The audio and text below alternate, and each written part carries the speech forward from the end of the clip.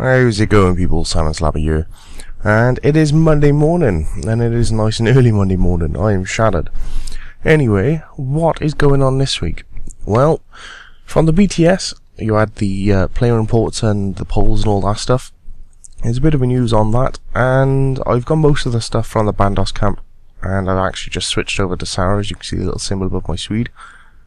The armour you're seeing right now is actually the Bandos World Event gear. This is the full set. Boots, gloves, body, legs, helm. I haven't got the cape because, well, I'm just not going to use it. But that is the full set of it, and it, to be honest, looks kind of funky. It's the same kind of stats as the Zamorak and Saradomin one. Same as the Armadillo. And the only difference is, the Zamorak and Saradomin ones, when you're wearing 3 or more pieces, there's a small % chance that it'll reduce all damage you take to like nothing. And with the Bandos and Armadillo sets, it basically speeds up the cooldown timer on all of your skills by a small amount. So it's not a massive benefit, but I do tend to use hybrid gear quite a bit, surprisingly enough, and it is pretty good. It's kind of handy, and just being able to use skills a bit quicker, you can build up adrenaline that much more, and you can stab people in the face. It's quite good. Either way, that is the Bandos one. I got most of the Armadillo one. I've only got the body, legs, gloves and boots. Still missing the helm, but I'll have that as soon as I get enough renown to upgrade my token, and job done. Then I have the full set of Armadillo. I also do have some of the emotes if I can find them. So I've got the tier 3 Bandos' Might emote, which if I can find a spot big enough for me to use it, I would use it. So let's find somewhere nice and open and empty. Over here seems like it'll do. There we go. So this should be big enough. So this is Bandos' Might. So that's the tier 3 version. I haven't bothered buying the first or second because, well, if you can have access to the third one, why bother? And here is the Armadillo tier 2. Scrubby said, I'm liking the Armadillo emotes quite a bit more. Growing my own set of wings and flying about, pretty nifty. Although I suppose I'm kind of happy I got the Bandos one as well. Because Bandos is going to die apparently, going by the world event. So anywho, those are the armors and some of the emotes. I'll get the rest of them as soon as I can, and I'll kind of make a little showcase, I guess. Turn it into a separate little video when it's dug. Either way, that's that. So the content poll, Jagex have outright stated that they'll be making content polls for the players, and they've officially said that the first one will be to choose between either the Inventor skill or the Elven City of Privithinus. From what they said on the little video thing, it did say expected by July and August. So although we're voting now, depending on which one wins, it will be up July or August apparently.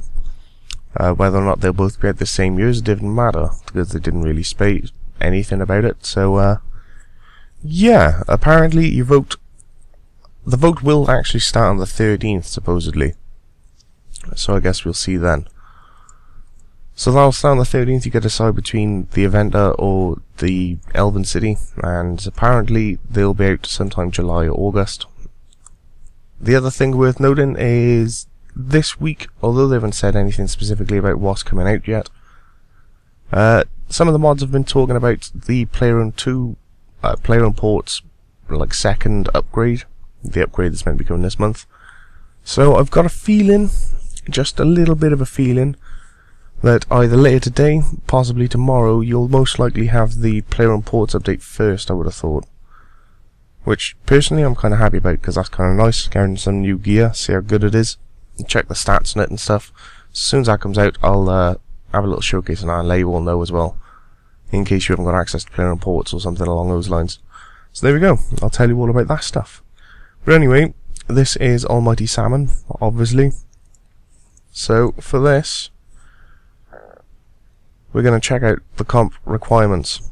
So I'm going to bang this list up. Oosh. And we'll see what I've actually got left. I'm sure there's a fair amount, and I'm sure it'll take a while. I guess the main things is collecting the spells and then getting Dungeoneering to 120. Dungeoneering is probably the hardest one. So there we go. Those are my requirements for the comp cape. So we need 120 Dungeoneering, obvious, pretty straightforward there. Need to complete all quests, that's about 5 or 6 quests to do.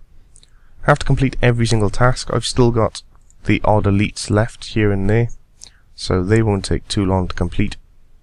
And at the same time, when I complete all the tasks, I'll probably fill up the rest of the task sets I haven't done yet. At the moment I think it's the Desert, Ardougne and Mauritania are fully complete. Every single one of them, the easy, medium, hard and elite tasks, all separate videos, start to finish. So yeah, with that hopefully I'll finish up all the task guides. And for that, everyone can then get their tasks done with a nice simple easy guide. Win-win. But then spell-wise, you've got most of Livid Farm left. I've also got to get Bones and Peaches from the Wizard's Tower thingy down by the Jewel Arena. Can't remember what it's called. Train Arena, something like that. Aye, from there anyway. I have to get full kudos within Varrock Museum. I can't be far off. I've got quite a lot. I need about 20 more, something like that. So yeah, completing the rest of the quests, and then maybe a few odd things here and there will get me the rest of it. So that won't take long. That'll be a quick 10-15 minute job after the quests are done, I would have thought. 40 pieces of music. That's fairly easy to do. A lot of them was from minigames because I just simply haven't been in them, and some of them were in the wilderness probably, it wouldn't surprise me. So yeah, I'll have a gander at that. That won't take too long. The ghostly background from Desert Treasure. Basically need to run around and pick up the ghostly robes, as well as the sword I think is required for that as well.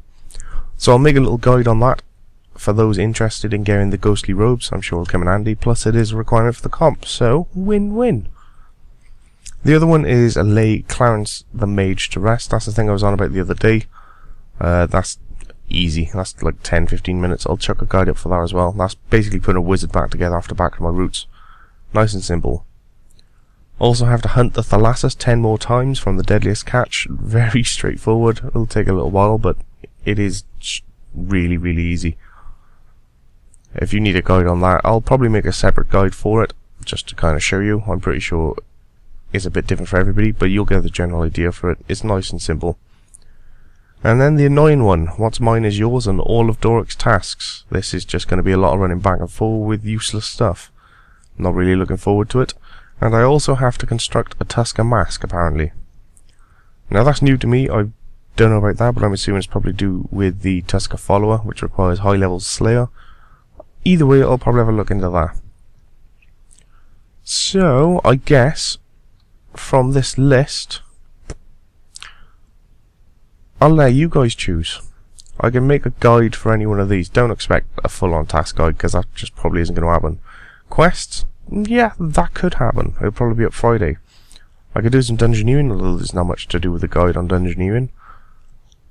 And Livid Farm, could give you a guide to Livid Farm, or the Mage Train Arena, and then pretty much all of these sub-quests. Get guides for those too. So I guess I'll leave that up to you lot, which ones you want to see.